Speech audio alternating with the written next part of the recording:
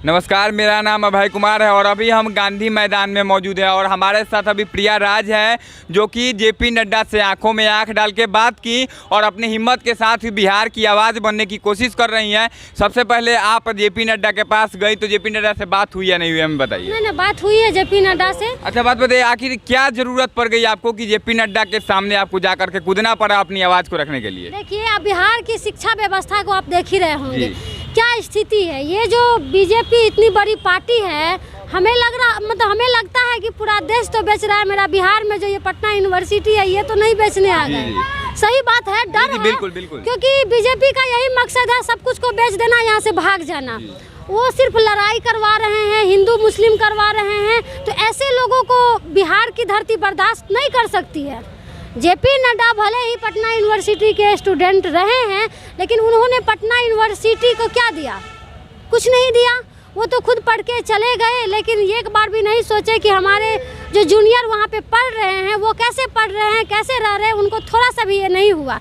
और डायरेक्ट एकदम सीना तान के आप यूनिवर्सिटी में घुसते हैं तो आपको भी बिहार का छात्र बर्दाश्त नहीं करेगा और गो बैक का नारा लगा है। और बस चलता तो इसको यूनिवर्सिटी में घुसने नहीं देते। घुसने लायक वो लोग नहीं रहेगा। बिल्कुल बिल्कुल नहीं, घुसने लायक नहीं है। हमारी समस्या थी, आप कितने दिनों से, कितने सालों से मुख्यमंत्री जी, हमारे प्रधानमंत्री जी को कहें कि केंद्रीय यूनिवर्सिटी का दर्जा देने के लिए पटना विश्वविद्यालय को, लेकिन नहीं। कॉलेज में एक भी प्रोफेसर नहीं है, बच्चा पढ़ नहीं पाता है, ये स्थिति है। मोतिहारी में 1 महीना से छात्र बैठा हुआ है।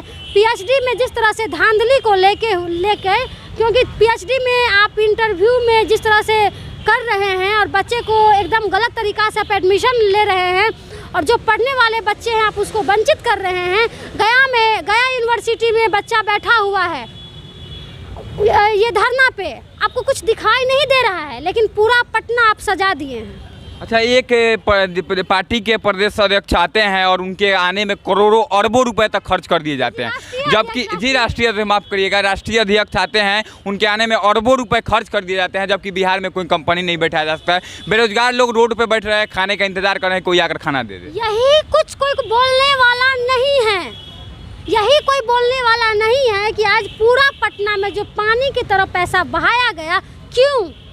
जेपी नड्डा राष्ट्रीय अध्यक्ष है बीजेपी पार्टी के, ठीक है, वो आए, वो अपना काम करके, क्या जरूरी था इतना शो अप करने का? अब पूरा पटना देख लीजिए, रोड को कोड़ के उसमें बम्बा गाड़ा गया है। पूरा पटना में पैसा को पानी की तरफ बहाया गया। लोग एक तरफ भूख से मर रहे हैं, छात्र धरना पे बैठे हुए हैं और आप यहाँ पे मस्ती और एकदम एंजॉय कर रहे हैं, तो कभी छात्र बर्दाश्त करेगा?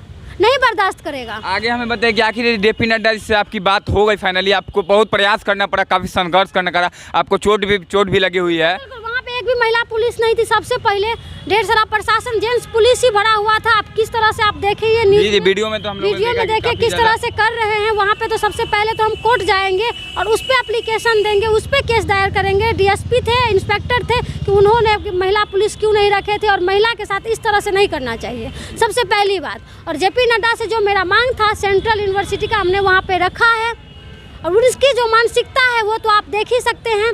उसके बाद कॉलेज में प्रोफेसर नहीं है, बच्चे जिस तरह से है, बहुत सारी समस्या है। समस्या अगर गिनाएंगे तो ख़त्म नहीं होगा, लेकिन उस कॉलेज में सभी छात्र संघ के लोग हैं, सभी स्टूडेंट हैं, सेम छात्र। हमें नहीं लगता है कि पार्टी पॉलिटिक्स किसी को करना चाहिए यूनिवर्सिटी में, क्योंकि सबका समस्या सबका बराबर है, सब वही चीज़ झेल रहे हैं, लेकिन ये कोई समझते नहीं है। अब नड्डा जी आए तो उसका एकदम से जिंदाबाद जिंदाबाद एकदम स्वागत कर रहे हैं, लेकिन जो हमारी मूलभूत समस्या है वो कौन पूछेगा भाई उनसे? वो चाहेंगे तो कुछ भी कर सकते हैं। तो उनका ये बिहार आना, वो अपनी राजनीति चमकाना, उनको सत्ता अपने हाथ में लेना है, जो भी कुछ है वो अपने लिए कर रहे हैं। बिहार से उसको कोई मतलब नहीं है, लेकिन बिहार की जनता, ये धरती क्रांतिकारी की धरती रही है, ये खदेड़ना जानती है और आज हम लोग खदेड़े हैं और नड्डा जी डर से यूनिवर्सिटी छोड़ के भागे हैं। भागना पड़ा कहीं ना कहीं। बिल्कुल बिल्कुल, आज नड्डा जी को पटना यूनिवर्सिटी से डर से भागना पड़े और पता नहीं कहाँ छुप गए हैं, मुझे भी नहीं पता, लेकिन पटना यूनिवर्सिटी से वो डर से भागे हैं। ये यूनिवर्सिटी का छात्र का एकता का देन है। आपने उनसे क्या क्या मांग किया और उन्होंने क्या कहा, कब तक करवा दिया जाएगा? आपकी मांगों को मानने का बोले हैं कि नहीं बोले? बिल्कुल, मेरा मांग था कि सबसे पहला मांग था कि मोतिहारी में जो छात्र बैठे हुए हैं उसका पहले समस्या सुना जाए, क्योंकि वो 1 महीना से वहाँ बैठे हुए हैं। गया में जो छात्र बैठे हैं उनका भी जो समस्या है उस पर भी काम हो। और मेरा जो पटना यूनिवर्सिटी की बात कर रहे हैं, मैं वहाँ की स्टूडेंट हूँ, पीजी की छात्रा हूँ। मेरा मानना यही और मेरा मांग बस यही था कि आप केंद्रीय यूनिवर्सिटी का दर्जा दीजिए पटना यूनिवर्सिटी को, और कॉलेज में प्रोफेसर नहीं है, आप प्रोफेसर दीजिए, प्रोफेसर का बहाली कीजिए, नहीं तो छात्र ऐसे ही रह जाएगा। बिहार की शिक्षा के बारे में आपको पता ही है कि बिहार की शिक्षा पर किस तरह से राजनीति किया जा रहा है। गरीबों के बच्चे जो सरकारी स्कूल में पढ़ते हैं, उन सरकारी स्कूलों की व्यवस्था इतनी जर्जर हो चुकी है, ज़्यादातर सरकारी स्कूलों की बात करें तो वहाँ लग रहा है कि गिर जाएगा छत का, लेकिन उन सब मुद्दों पर आज तक बिहार की पार्टी पॉलिटिक्स में बात नहीं किया जा रहा है। अरे भैया, पहले बच्चा जाता था स्लेट लेके पढ़ने, अब जिस स्कूल में जाइएगा सिर्फ प्लेट लेके जाता है। जी जी बिल्कुल बिल्कुल, स्लेट लेके कोई पढ़ने नहीं जाता, अब सिर्फ बच्चा प्लेट लेके पढ़ने जाता है। और शिक्षा व्यवस्था इसीलिए इतना जर्जर हो गया है कि बच्चा स्लेट छोड़ के प्लेट पकड़ लिया है, तो अब क्या कह सकते हैं? उस पर बात क्यों नहीं आखिर करना चाहती है सरकार? सरकार चाहती क्या कि बिहार के लोग ऐसे ही रह जाए जैसे पहले चल रहा है? अपना सत्ता, कि किस तरह हम ये देश को बेच दे और यहाँ से फरार हो जाए। नरेंद्र मोदी जी का एक ही मकसद है, देश बेचना, देश को बर्बाद करना, बस उनका यही मकसद है।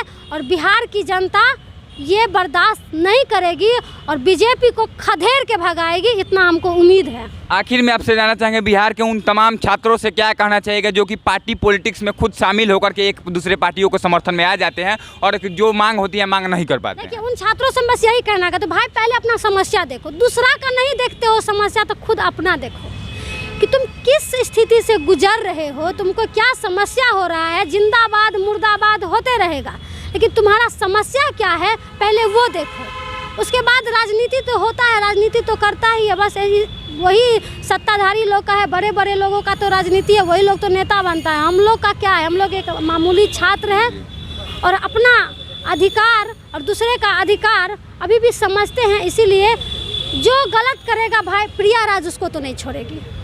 यह थी प्रिया राज, जो कि युवा नेता है कहीं ना कहीं, और बिहार में इन्होंने साबित किया है पिछले कुछ दिनों में कि जो भी लोग गलत कर रहे हैं उनके खिलाफ आवाज़ उठाया जाएगा। हालांकि बहुत सारे ऐसे छात्र भी हैं जो कि पार्टी पॉलिटिक्स में जा रहे हैं और नेताओं का पीछे जा जाकर मतलब जिंदाबाद के नारे लगाते हैं, जबकि देश सेवा करने के मकसद से यहाँ पर ऐसे छात्रों की काम है, ऐसे लोगों की काम है जो कि अगर गलत होता है तो उस सब चीज़ों का विरोध करे और अगर सही होता है तो वहाँ पर सपोर्ट भी करना चाहिए। आखिर में आपने जो किया इसके लिए आपको सलाम है और अपना कीमती समय देने के लिए बहुत बहुत धन्यवाद। बहुत बहुत धन्यवाद।